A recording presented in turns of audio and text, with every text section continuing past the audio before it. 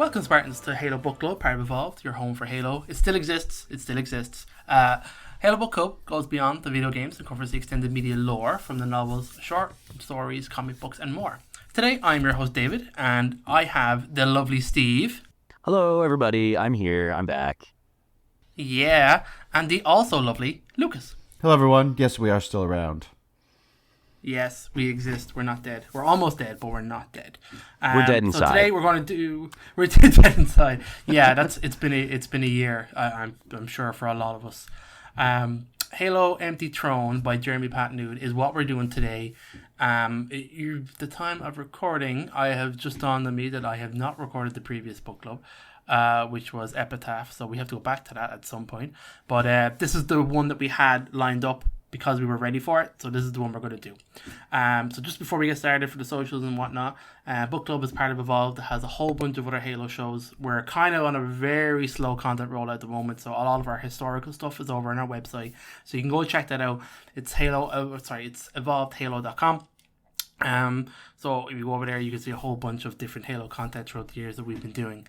If you're a fan of the show, please rate us and leave us a review. I do appreciate all the feedback and I do read it all. So anything you have to say, please let us know. We have a Patreon. Those people are still there. Thank you so much. What you do does contribute and helps us keep going even when we're not pushing out too much stuff.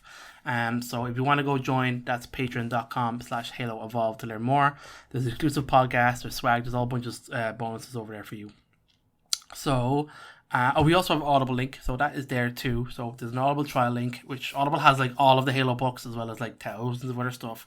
So if you're an audiobook guy, you can try audibletrial.com/podcastevolved for more. A little free trial over there. So the book club, we're doing Emtpy Throne is the name of the book. It's a pretty cool name, and kind of like the premise to the story is actually pretty cool too, and a very interesting time. So when we got the title, it was kind of like, oh, I remember being quite a debate about it, and then it was like, okay, when it's revealed what the story is actually about, it's like, oh, that all lines up really nice. The author is Jeremy Patnude. I was convinced he had written a book or a short story before, but I don't think he had.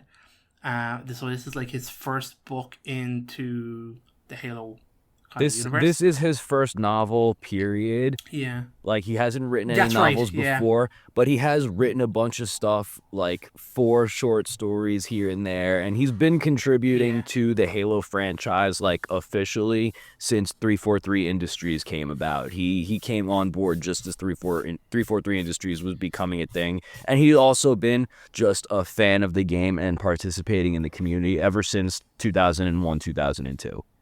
Yeah, and that's amazing to learn that about all the kind of stuff that that he does do, which it's kind of nicely going to bump me over because I listen to, Steve was just mentioning, there's 2 podcasts over the Jumper Escape Network with Jeremy, and the first one is the one I listen to, and they goes into like a bit of the background where Jeremy came from, the kind of stuff he's been involved in the Halo kind of universe, which is like he did like Machinima and stuff like that, which is really interesting.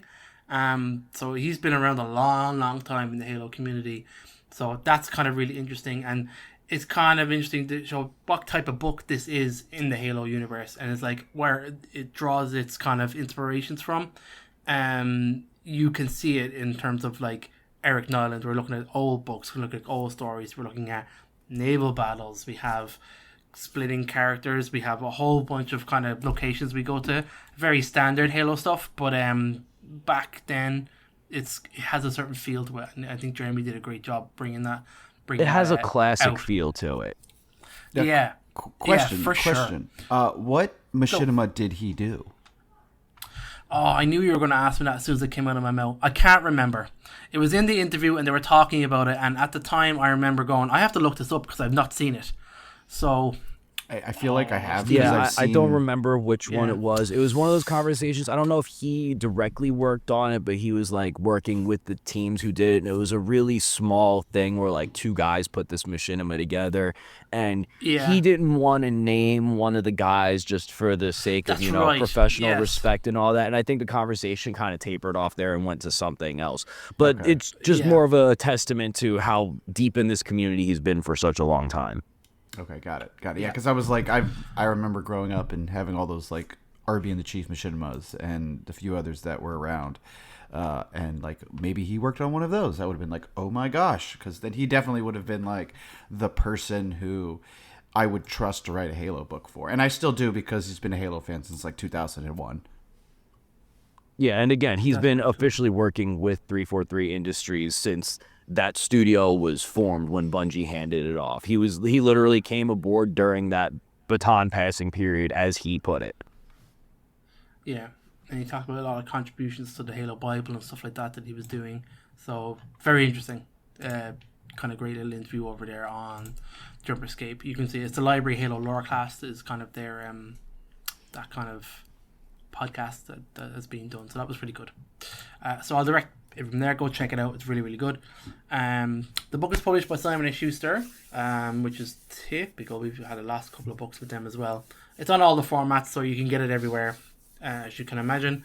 I don't know, did you guys listen to the audiobook? I definitely listened to the audiobook.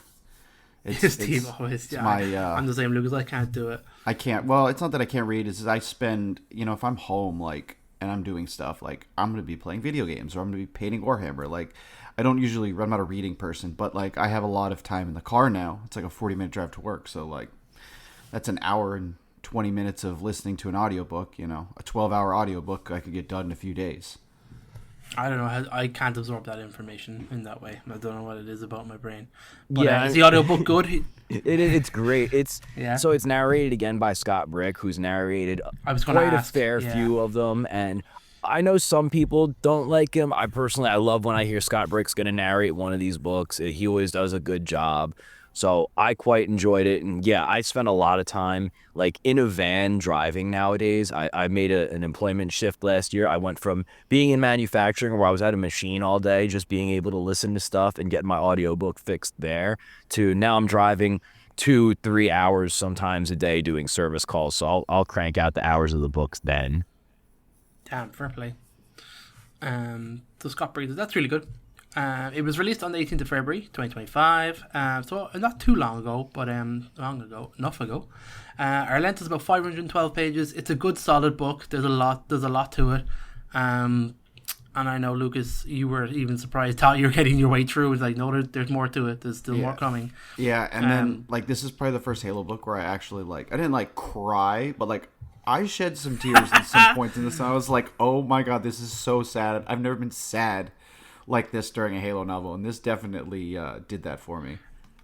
Yeah, this book took some turns, for sure. I'll give you the official kind of summary. So it's 2559, which is about a year after the events of Halo Infinite. It actually says it's been a year since Cortana seized control. So it's not since Halo Infinite, it's a lead up to the prequel to Infinite, control of the domain.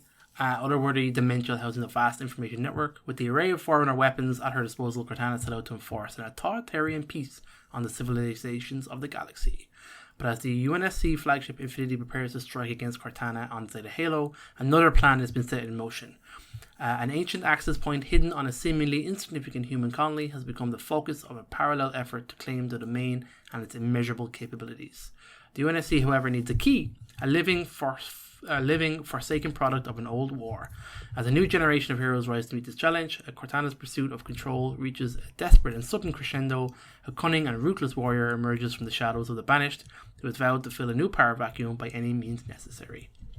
So it's pretty spicy, as you can imagine, and like a really kind of hotbed of like events of the current Halo timeline, like right before Halo Infinite, pretty much like right before Halo Infinite. So you have a whole bunch of new characters and returning ones. So that's kind of like the first thing I kind of want to hit it with this book was like the cast. So I can't remember, we didn't know too much going into it. I definitely didn't realize what was the breadth of the characters being involved. So like there's kind of 4 kind of arcs between what's happening. So you have Tal Duran, who is a young Singheili scion. So we've seen her in other books. She's the female Singheili from Swords of Singhelos. She's really cool. So she's kind of has a lot of personal growth in this story. Yeah, that's definitely a good way to put it. The character development for that one was great. Yeah. She took some turns, which I really appreciate. You have Big Jim. That was the reveal in itself and made the book for me. James Solomon, so he's James 005, Spartan 2, who's been dead in the Halo lore up until now. His jetpack was shot and he spun off into space during Halo Reach. So that was many, many, many years ago. And we haven't heard a peep of him since. Yeah, it took 25 years, but we're now here. We now have closure for him. Yeah, and it's like, but that's also the part that bothers me, the closure part. It's like, okay, they brought James back and then killed him. And I was like, God damn it. He goes out with a blaze of glory. Can I say something about this book? Go on ahead. It's like a general, like my general thoughts on this book. It's very short, but like I felt this book does set stuff up for like future stuff. But I feel like there's a lot of like, everything is contained within this book. So if you just like never read this book and then you went on and looked at other Halo lore, there's nothing that really like it doesn't. I feel like nothing's really added to like the. There's a lot of like side filling. It's not like a main storyline. It's not like a book that is not at all. Is going to like push the entire story. It's a lot of like filler stuff. So like reading it at the end, I was like, I feel like nothing really in the universe changed entirely. Like there's a lot of like background stuff that happened that was a lot more important, and this is just the results, some of the results of that. But I just felt like as a whole, like it was a great book, but I felt like it left us in the same place that it started. It really did, and I think that's kind of like going to be the problem of where the book is set.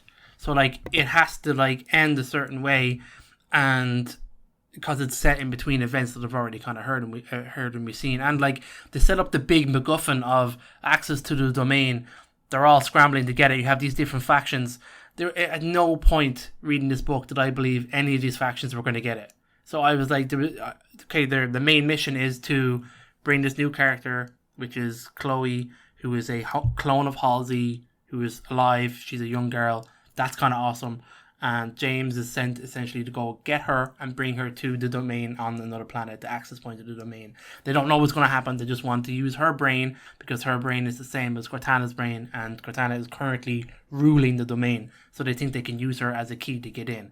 That's like the premise, right? So that is interesting, if a little bit kind of like naive, maybe if the lad's not really knowing what the hell's going to happen.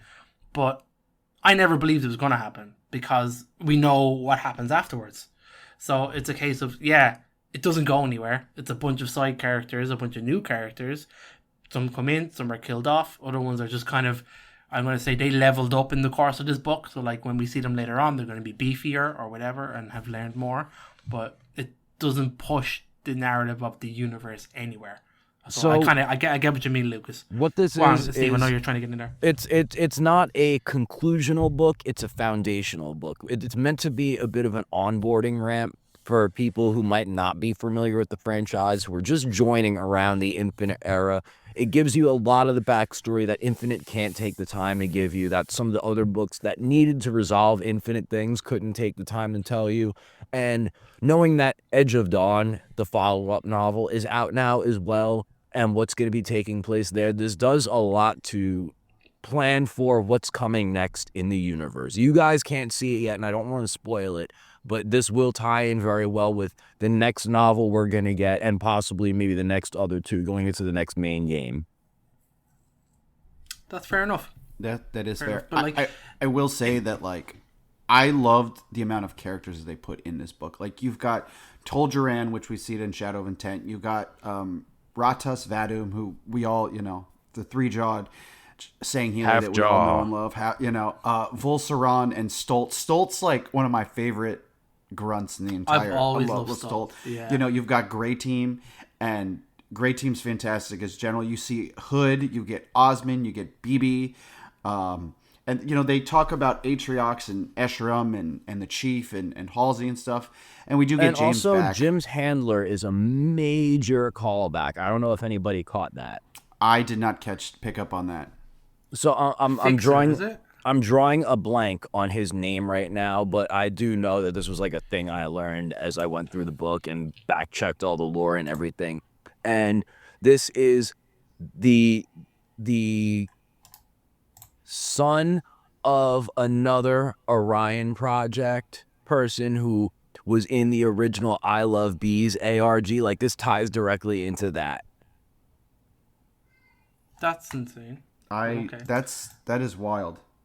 Yeah, I don't That they remember like. all the exact details. I'm sure I'm butchering it, but this was like also meant to be a super deep cut.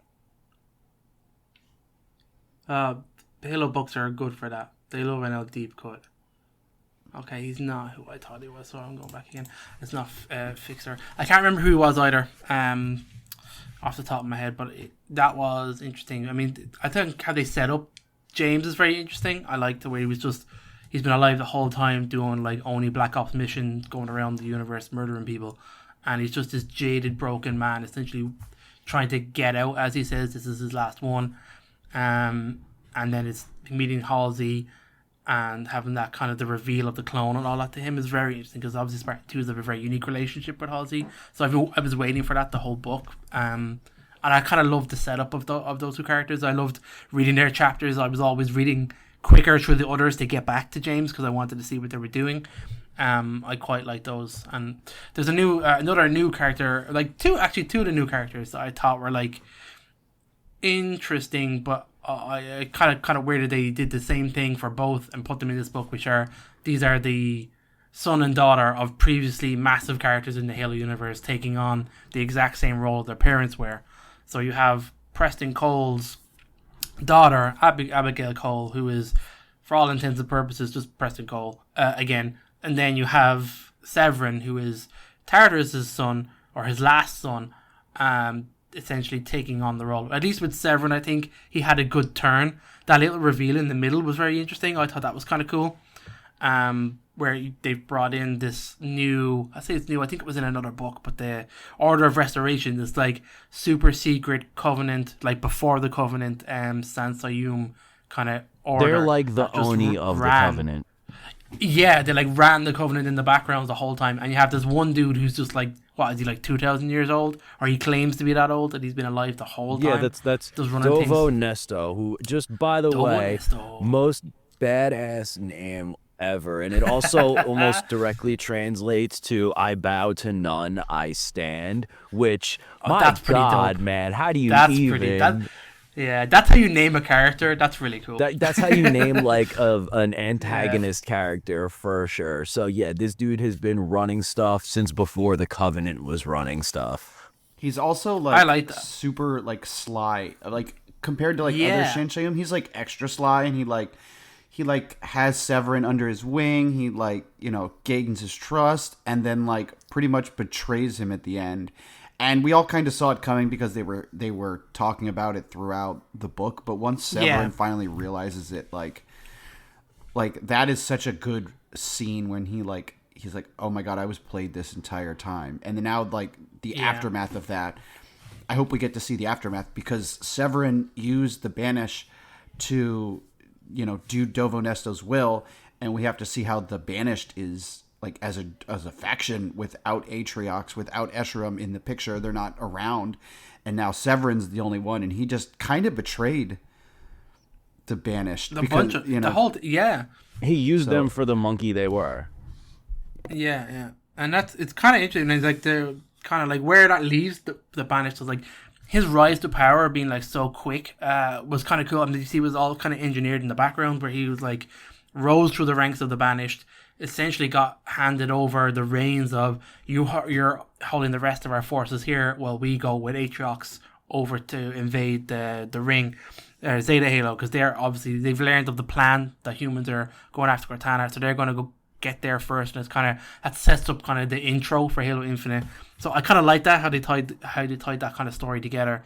Yeah, and so really quickly to weave it, the sequence of events is, we know Cortana destroys Doisak, the brute homeworld, and they're out for revenge, they're out for blood, they're like, we're going for humanity, we're going for Earth. And then as they're about to start as they're about to start putting the beat down on Earth is right when they learn of being able to possibly take control of the domain, and they're like, we could beat the crap out of them and destroy Earth, but that won't kill all humans. Then there'll just still be plenty of humans to fight. So let's go take control of the super ultimate MacGuffin power and be able to wipe everybody out that way. So that's when they do the 180 from Earth and beeline over to Zeta Halo. Yeah, and that was also a great scene. Like, that's the one thing this book has. The naval battles in this are like really, really kind of cool. there's just so much going on, but I really love them. And then the looming threat of the Guardians the whole time, where like everybody's shitting it when they show up. So like it totally, you can't have a big naval battle because the Guardian will show up and just wipe out everybody. So I found that kind of cool, where they're like always trying to run the risk of like, how much do we invest? Because we know this, Cortana will learn of this eventually. So there could be, and then when they essentially attack Earth, they're doing it on the bat of, they know Cortana will be taken out or will be distracted, so they think that they can come in and just kind of kick our ass. And they kind of do kick our ass a little bit. There's something like really important I want to focus on with that too. So the reason why I call this book foundational more than like a consequential book, because we like you said, not much really changes on the surface, but there's actually this one major thing that does change throughout this book that kind of sets the whole stage going forward. And that's for all these last few books, all these last events through our main games, there's always been that looming threat of the Guardians. There's always been that looming threat of Cortana's going to find out what we're doing and she's going to send some Forerunner stuff to us and just straight wipe us out, and then we're screwed. So we need to do everything on the down low. Everything has to be measured. We can't just gather up all the gear and all the homies and go out for like straight warfare, because we'll just get vaporized. So this book is where that turning point happens. This is where, you know, that same thing that happens as we're going into Infinite, where Cortana does finally get taken out. That's now, we get that sigh of relief in this book in a way. And now everything changes going forward. Now everybody can gather up the full forces, or at least everybody's the people, off the hook, yeah. Right, or at least the people who are able to contact each other still. And again, I can't build on this too much more, because this really starts to get built upon more in Edge of Dawn. And when you guys get to it, you'll understand what I mean. But like, for all intents and purposes, I was telling Lucas before we came on the air, this is starting to build a very MCU type of situation where like all the different side characters' stories are happening, all the side Avengers characters, because we're building up to an Infinity War type of event.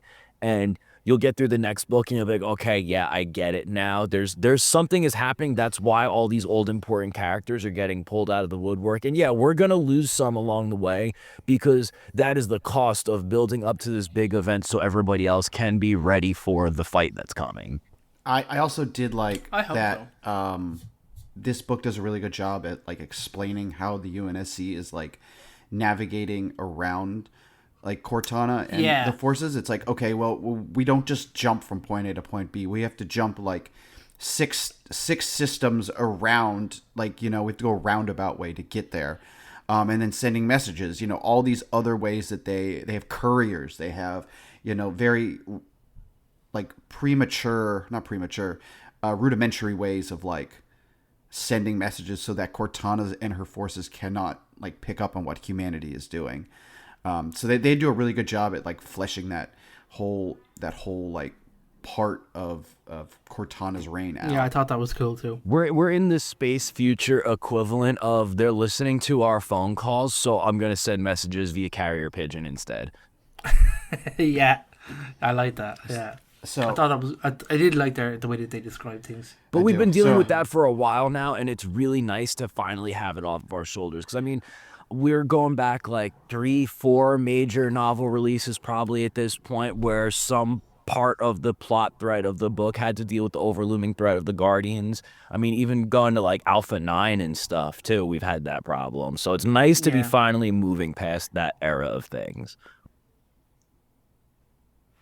Yeah, so definitely. And then, what else was thinking that popped into my brain? And we were talking. We were talking about Severance. So like, he is obviously in a position of immense power now, and like the book kind of ends with him like getting like a super suit essentially. So he's just getting converted into this kind of horrendous being with blades on his arms. I mean, I loved his fight scenes. The way he kind of fought was really cool.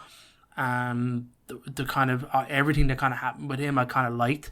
I did think it was very cool. What did you guys think? Like at the end, he just seems like he's just like this uber being now of like, he's wiped out a whole bunch of banished leadership that didn't like him. He's kind of the only one kind of left in the power of position essentially with the brutes, because they did a kind of cool job. Kind of what I like too is like when Dosak is blown up and like his home world is the moon of Dosak, and he's just like they're on the moon watching their planet blow up, and they're like, okay, this moon is now fucked. What do we do? So it's evacuating the moon and all that kind of stuff and getting all your forces together. I thought it was class. I thought it was great. I really like him as a character, and he definitely like between him and Tolgeron are both characters that like grow and like change their perspective on the galaxy and like who's in the galaxy.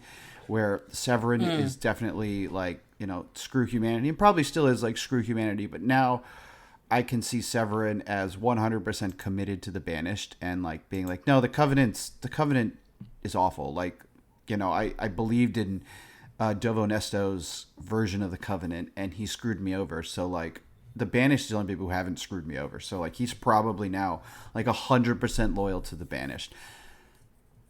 I mean, I think one way I'd like to put it is there's a running through line in all of the good Halo novels that Jeremy Patnode managed to capture really well in this one. And I don't know how I'm going to phrase it properly, but the way I like to put it is all of our alien characters that actually become important to the greater story are characters that enter the story to the audience with these very deep-rooted, concrete belief systems. They have these beliefs, whether, it's the hardcore Covenant Regiment belief, but they enter the story, enter our vision with these very hardcore beliefs, and they learn from fighting humanity and learn from all these experiences and all the skullduggery of the weird behind-the-scenes Covenant and Banished politics, and they adapt to the situation and kind of shed those beliefs. Those always end up becoming the really important characters, and we see that just as much in this book. And I love specifically when they do it with the elites. Oh yeah. Tolgeran, when she's like at the beginning, she's like, why do we have to hang out with the, like, she's very against humanity, and I know she has a lot of conflict with Ratas Vadum in that relationship, and then throughout the book, when Jai saves her life multiple times, and the other members of Grey Team like support her without even like a hesitation because she's a Sangheili, and she begins to realize like part of the team. Yeah, she's part of the team now, and she wants. And at the end of the book, she continues to be part of that team, which is awesome. Seeing her and Stolt like kind of being with the rest of the kind of all the homies are together now. We've gone through this horrible experience together, and now we have this bond, and they don't want to break that bond. And it's also it's a very good reflection of like, we know that Sangheili, whether they believe in the Covenant or not, they're all about that honor system and that respect system. And they always come into being against humanity because it's like, oh, they're these weak creatures that have no honor. And then they fight with them, and all it takes is one human or one Spartan to not care that it's a Sangheili. It's like, yo, that's my teammate, and we're in the middle of a fight right now, and I got their back. And then all of a sudden, that's what changes something in the Sangheili's mind. Like, we see it time and time again in this franchise, and it's always done really well. And when she's like, I love just watching her react to the shit Grey Team were doing. Like, I can't remember, is it Michael gets like crazy injured and he just gets up and keeps going, and she's like, what the hell is going on? And she's just like, he's just, biofoam, boom, and grand. And she's like, that would kill a Sangheili. Like, I thought that was really kind of cool, just watching her react all the time to everything that they were doing, and see that respect grow.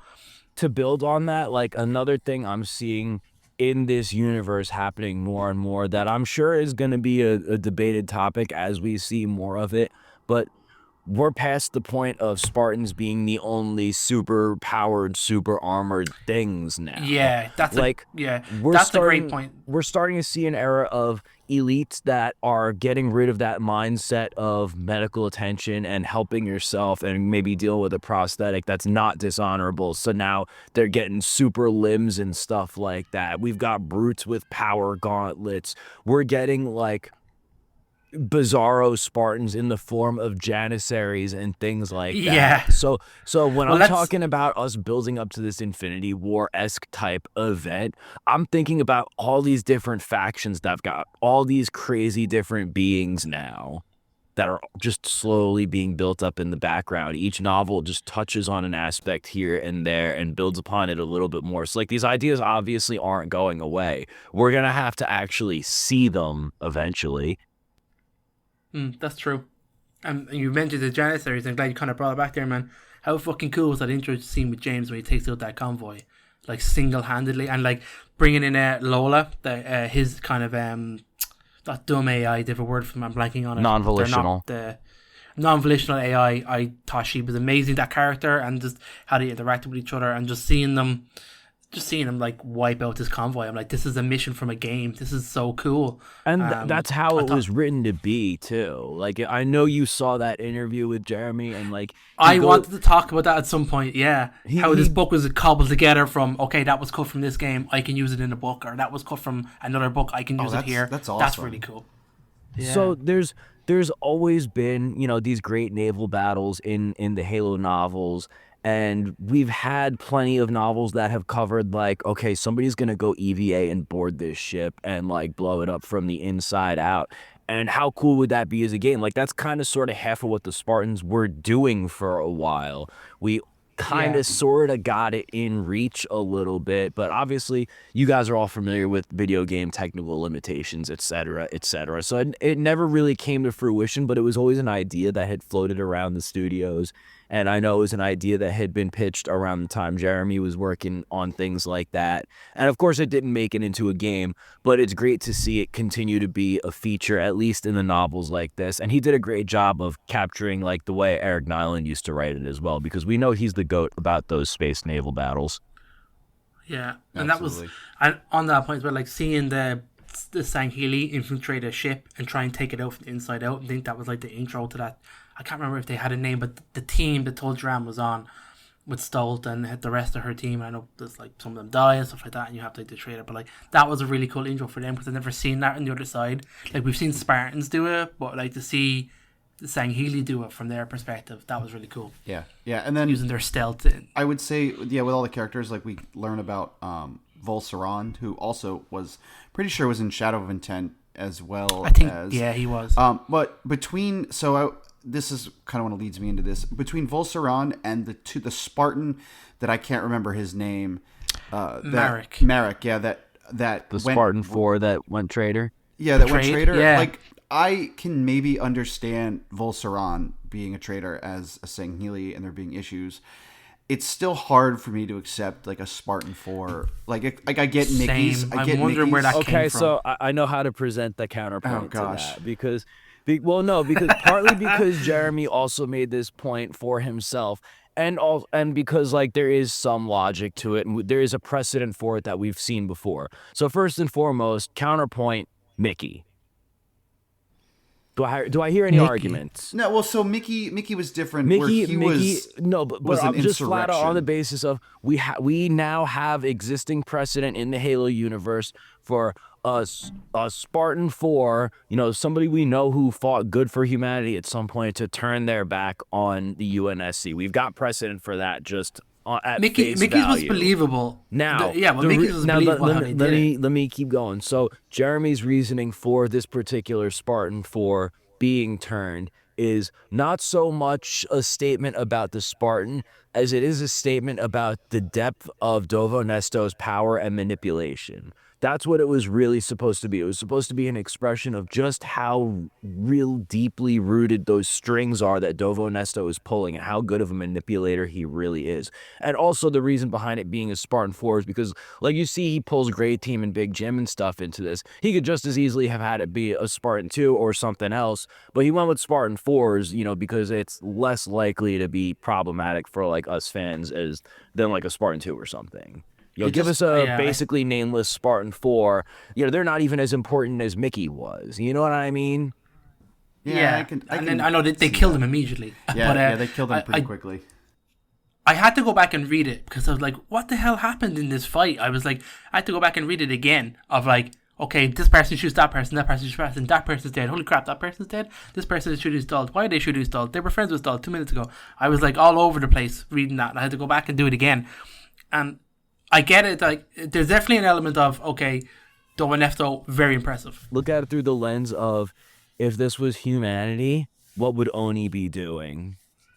Because they'd be doing the Yeah, exact same thing if they had an elite from a crazy unit on their side or something, but it wasn't an important named character. So, like, oh, this whole time he's been working yeah. for the enemy, just waiting for his moment to turn. Because the guy that's pulling his strings is that much of a master manipulator. That's what we're seeing here. Is it's supposed to be an expression of I Dovo mean, Nesto's power, that's like some fair. real Emperor Palpatine kind of stuff. Yeah, I guess I could see that, but I guess maybe my biggest gripe then is just it kind of came out of nowhere. There wasn't any like hint that either character was kind of like.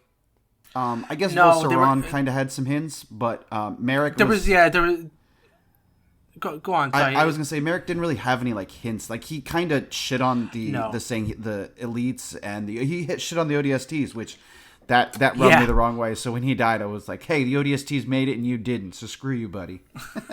Yeah, I mean that only. What was I gonna say? Like the. I'm like, oh yeah, Dovo Nesto knew a bunch of stuff he couldn't have known, and I was like, where is he getting his information from? So like, it kind of ties in. Okay, that answers that kind of side of it, that he had information on the inside. I just would love to know how he did it. Do you know what I mean? I get the I know it's like it's showing us how great he is and how like he is a manipulator and a mastermind. But like, how did you turn a Spartan Show your work. against other Spartans? Yeah, that would be a good Show your short work. story. Well, you know That'd what? be a really good Sometimes short story. Yeah. I'm okay with the mystery of it a little bit. Also, based off of, for me, it's knowing that at this point, we've seen Oni and UNSC be infiltrated like numerous times by some of the more, I guess, for lack of a better word, powerful insurrectionist groups, etc.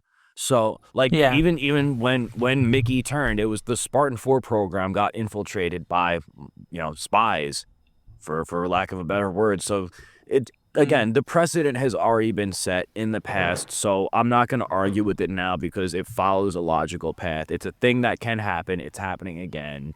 This is what's going on. As long as it just doesn't become like a catch-all throwaway explanation where it's a trope where it's like, okay, who's going to be spying on who next book? Like, as long as it doesn't become that, I'm fine with it. Okay, that's true. That's fair. That's true. I'll give you that one. So, is there any other kind of points? I mean, I loved the end where James finally got to meet Adriana. Oh, yeah. There was like a very brief kind of like interaction with, I was waiting for that all book. I'm like, when are the Spartan 2s going to meet up? When are they going to meet up? I figured like, there would be have more. to meet James. I figured the more they would all Same. four meet up, be like, oh, this reunion, and they would do something, and then like if James dies, Yeah. like he's the one that like saves the day, but like only Adriana, and he did get to speak with what's her name, Jilan. I can never say her name. Yeah, her last name Alsigny? is I can never- difficult.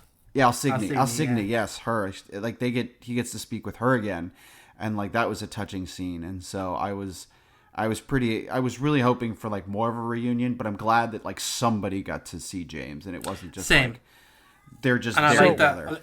I noticed I liked how something. I'm sorry, but like we kind of sort of didn't really clarify what the actual real goal is throughout this novel. Like we've talked about the domain and taking power, but Get to the domain. so realistically, Cortana is ruling because of her ability to harness the power of the domain after going there when Didact's ship went kapoof, right?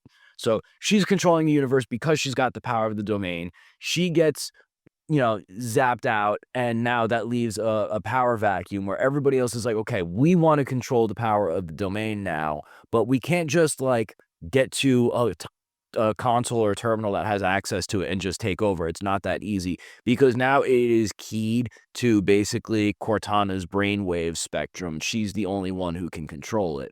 So it's both a race to an access point for the domain, but also how do we access it once we get there? And that's when people start learning of, well, there needs to be this quote unquote key. And that's why Chloe becomes important because vis-a-vis Cortana being a clone of from one of Halsey's clones, and Chloe also being one of Halsey's clones, they share that brainwave pattern, which makes Chloe become the de facto key into the domain. So that's really what the conflict is mostly centered around with this book, other than all of the skullduggery and background stuff that's happening. So it's everyone's racing for an access point to the domain, which we now know are called Lithos, and it's also the race to get Chloe so they can actually use the access point for the domain.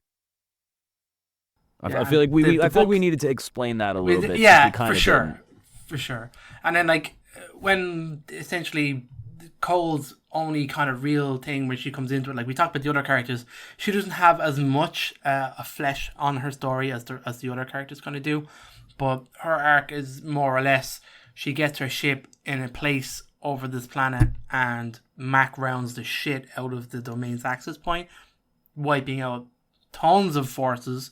Because that whole scene on that planet was so dope. Of this is where the Banished are meeting up with the Ex-Covenant, which are being infiltrated by Grey Team. So like there's so many different factions at play, and then it's revealed that like Severin is actually working with the Banished, Severin is working with the Covenant. Don Nestor reveals himself. He has Celine Dion on his side, and then reveals that he betrayed Severin for this Sangheili kind of general, and who's another side of who's he what's his faction.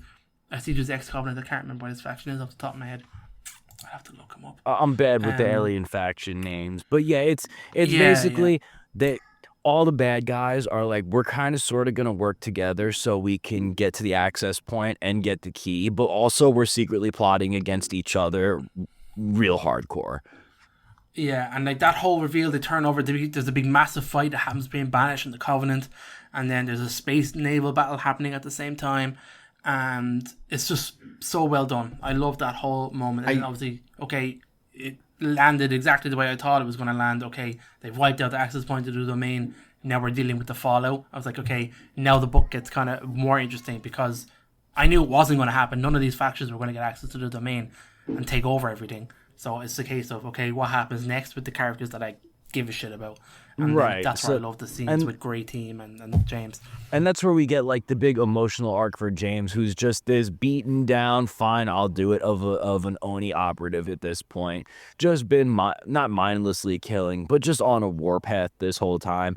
And now his next mission is acquire the key, a.k.a. Chloe, which means he's basically just going to kidnap this 10-year-old version of Catherine Halsey, who, by the way, is missing a leg just because of the cloning process that Halsey used. But she's super smart. She's doing the books for a criminal jackal organization. So for the deep cut of amazing Halo lore, the fact that jackal banking is a thing, now there's also jackal criminal banking where they've got clone Halsey cooking their books for them. Like, that's just amazing in and of itself. I love that whole sequence, and the fact that like he thought he was rescuing her from them, and she's like, no, this is an awesome setup that I got for myself. I was like, oh, this girl's badass. I kind of liked her. I liked her a lot. I thought she was really well done. But yeah, so Big Jim gets his hands on her and is like, the whole point is for him to get her to the domain so she can access the domain, and Oni's given him like literally an injection to give her with the subroutine, so when she gets into the domain, it'll give Oni control of it.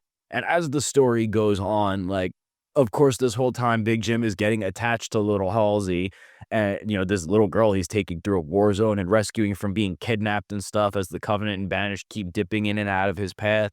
And he's like, well, if I send her into the domain, is she going to like stop being a person? Like, what's going to happen when she accesses the domain? Is she going to get wiped out or something? So that's kind of where that whole Adriana coming in at the end thing really becomes important. And that's what puts the cap on Jim's emotional arc. That also was a big thing with the Grey Team and Abigail Cole, where they were like, no one knew what was going to happen when we put Chloe into the domain. And even Cole was like, hey, if you can't figure it out, or we think she's going to die from it, like we're not going to do it. We're just going to blow this place to smithereens. We're not going to allow this child. And I was like, oh, that's actually like very human. Like, they're not Oni bloodthirsty, just trying to get the job done, and very cold. Like, they all even the Spartans are like, no, we're not going to go this low.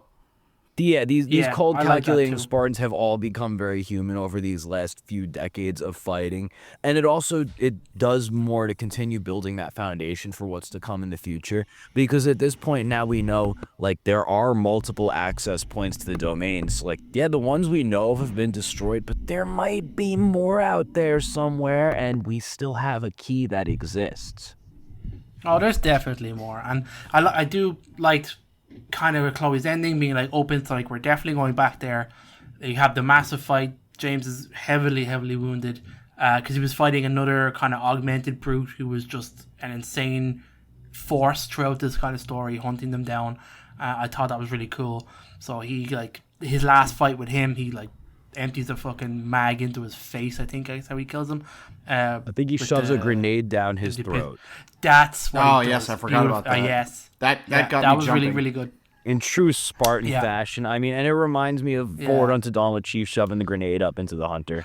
Yeah, 100%. Yeah, 100%. And that leaves him kind of really badly wounded, and he essentially gets Lola in their awesome, amazing ship. Yeah. And then he fucking nukes himself and takes out a whole bunch of Banish. So I was like, oh man, this guy's going to die. They're going to kill him off. They only just brought him back and they're going to kill him off. And they did. And I mean, like, super bummed. Just based off of the fact that he has this whole emotional arc should be your hint that he's going to die off. Yeah, I know. There was a conversation had in the other interview about, it'd be really cool to have like a series of books about what Big Jim was doing this whole time, just doing all these. Yeah, I remember Jeremy talking about that. And he's like, well, there was no emotional arc happening there, though. It's just him going around messing stuff up. So it'd be better as like short stories or a mission in a video game, et cetera, et cetera. And that's where the whole naval ship battles coming from video game ideas came. But there was, again, I would say there's him having the emotional arc should have had he was going to go. There's a lot of like, besides the emotional arc, but him being like, this is my last mission for Oni. Like, I'm going to retire after this. And like us knowing Oni and like, they don't really you don't really do that with Oni. It's literally the Halo version of that war movie trope where your main character is talking to his best friend in the trenches and he's like, man, I can't wait to get home to my girl. Like, bro, you're going to catch a missile in like 10 minutes. Yeah, you're so dead. Like, you're the guy who's stepping on a landmine 2 scenes from now. And the main character's going to be holding the picture of your wife for you, or like your newborn baby. He's got to go back and tell the baby because you didn't make it. But like, we knew it was going to happen because you told us your whole life story in 30 seconds. Yeah, true. Can we talk about the sad part now? Tell me about the sad part. So when, the beginning of the book actually starts where they're on Rosbach's world. Rosbach world. And Grey Team comes and saves Osmond and Hood and BB. And so they get BB back to the space station and they're doing final disposition for him. Dispensation. Dispensation. And I was tearing up listening to Osmond and BB like have a moment before he went and like be the Kilo 5 trilogy. Yeah, man, that choked me up. Being my favorite like trilogy of all, like, and I know that's sacrilegious considering like the first 3 books are like everyone's favorite or a lot of people's favorite. No, dude, the Kilo 5 trilogy is amazing. It's amazing. I'm down with that. And so like going through that and then like seeing the end of BB and wishing like Naomi and the rest of Kilo 5 team was there to like see BB go is like, it's just, but also it hurt. How about the reveal on who BB really was? Yeah. Oh, yeah. It was. I didn't expect that. Didn't expect that one at all. Yeah. So BB was based off of a scientist who knew Halsey in his human life, I believe was how it went, and the whole reason for acquiring BB was because of this knowledge from his human life and his knowledge of like the Spartan program and Forerunner stuff, etc. Like all the knowledge that Halsey had gained during that person's lifetime. Like that's why his data was important for them to be able to go on to find the domain and know that there was a key and know that there was Halsey's other clone out there was really the crux of it. And I'm glad that they also like brought, like, they didn't just leave that one hanging and like let them like just, they're hanging out on this world and we're just not going to do anything about it. Like they that's tied true. up that loose. They tied up a lot of loose ends actually. Yeah, also, the book was Hood good is for a that, badass, and I like that. Hood is a badass, and God bless them. We were waiting for this for so long to go to Rashback's World and bring these guys back into the Halo canon, like bring them back in, make them active. Saren's amazing. Hood is such a badass, so it's great to see him back in, and I'm glad that where kind of the book ends with all these characters, like the stuff that they have to go forward with, I am interested to know more. I'm glad that they're back. Bro, Hood is like 70 years old, stranded on a world with like a hut. He spent a little while just being drunk because everything went I like to that hell. so much. We learned he had a wife who got killed in the initial Covenant invasions and attacks, which sucks, and kind of gives him a little more credit as a character for being a badass and stuff. But now he's out there like literally just lifting and boxing every day at 70 years old on this planet where there's only 2 other living humans. And both of them are Spartans. And both of them are Spartans. Yeah, I like that too. And this guy's just been working out the whole time. I love that. I think they did a super job. Is there any other touch points, guys? Anything we might have missed you want to talk about before we kind of wrap this up? I guess at the end of the book, I don't know if this is like an actual like vision or if this is just Abigail Cole hallucinating, where she like talks to Preston Cole and like he says he's like proud of her, and like I don't know if that's just like her being delirious because her spaceship is falling from atmosphere onto this planet, and there's a lot going on. So I don't know if that's that or actual Preston Cole somehow figuring out how to communicate with her. I think it was meant to be taken a little bit less literally, because we do have like throughout the whole book, we have Abigail Cole like questioning how much she should be, what would my father do kind of thing. Like she grapples with that throughout the whole book. So at that end, having that quote unquote vision, I think is more of just a realization, coming to a sense of self and going like, what? I thought so too. Yeah, like that. I can't really phrase it right, but I think you get what I'm saying. I know what you're saying. There is a part where I don't remember who says it, but somebody says it to Abigail Cole and goes, I can really tell you what happened to your father. And we're all like, and she's just like, oh, this is not the time for that. And it's like, no, this is absolutely the time for that. I need to know this answer. But we're not, we might learn that in the future. That might be another point if she comes back in a book where she might learn, the truth of her father. I think we're definitely getting her again. That's for sure. I mean, the new characters set up here are definitely going to be taken going forward, I imagine, in further books. Okay. Anything else, Steve? Anything for yourself? Yeah, I'm all good. So. I had this one piece of trivia that I thought was interesting that came out of, I think, in one of the Waypoint kind of interviews they did, or kind of YouTube videos that Halo put out. When expanding the character of James Sullivan, Jeremy took significant inspiration from the actor Idris Elba, collecting images of him in a folder for reference during the writing process, which I thought was really funny. And then Alex Wakeford and Jeff Eastling were joking that Jeremy just liked Idris Elba, just the pictures of him on his computer for fun. So I thought that was kind of interesting. Who doesn't have pictures of Idris Elba on their computer? Yeah, exactly. No, yeah. To the folder labeled Taxes 2024. Yeah. For my personal use.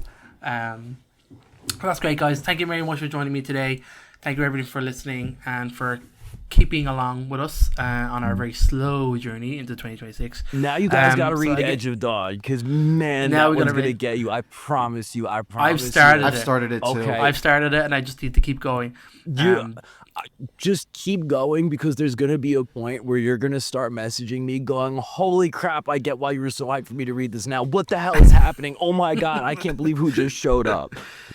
It's not just the name reveal. No, it's something else. Okay, that's cool. Listen, we don't talk bad about Steve here. No, we won't. You can find all of our episodes and all of our shows over in HaloEvolve.com or EvolvedHalo.com. All of our Discord links are over there, our Facebook group, Patreon page, and stuff like that. Our socials are very quiet at the moment, but you will always get most of us over in Discord, so go check us out there. Once again, shout out to all of our patrons, guys. Thank you so much for continuing to support us. That's patreon.com/Halo Podcast Evolved to learn more. I'm not going to put the voicemail, we don't use it anymore. So with that, as much as I can say, guys, thank you so much for joining us, and until next time, evolved.